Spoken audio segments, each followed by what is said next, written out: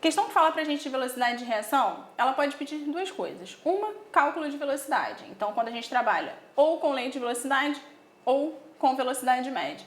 Velocidade média a gente tem que saber que é a variação de uma quantidade qualquer, não tem unidade fixa, em função do tempo. E a lei de velocidade, que a velocidade é igual a uma constante vezes a concentração de cada um dos reagentes da reação elevado à sua ordem. Lembrando sempre que uma substância no estado sólido não participa de um cálculo de velocidade. O segundo ponto seriam os fatores que alteram a velocidade de uma reação.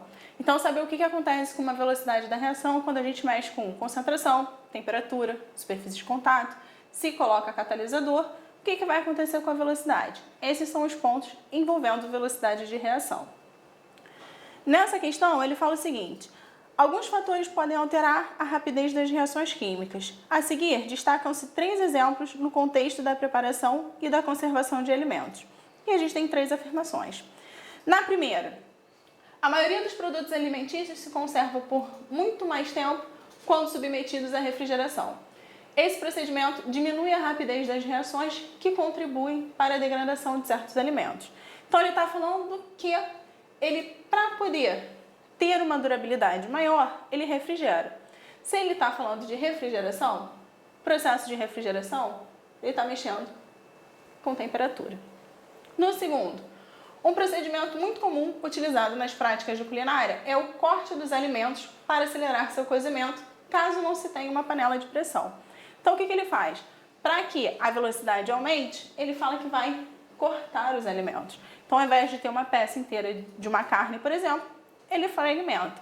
Se ele está falando disso, é a superfície de contato. Ele está aumentando a superfície de contato para que haja uma maior velocidade. No terceiro, na preparação de iogurte, adicionam-se ao leite bactérias produtoras de enzima que aceleram as reações envolvendo açúcar e proteínas lácteas. Então, ele está falando para a gente que está adicionando a enzima e que essa enzima ela vai acelerar o processo. A enzima ela funciona para a gente como um catalisador. Ela só vai acelerar a velocidade, ela não vai ser consumida, tampouco produzida. Ela está ali, acelera a velocidade, sem nenhuma outra alteração, então ela é um catalisador. Dessa forma, a gente tem temperatura, superfície de contato e catalisador, o gabarito é a letra C.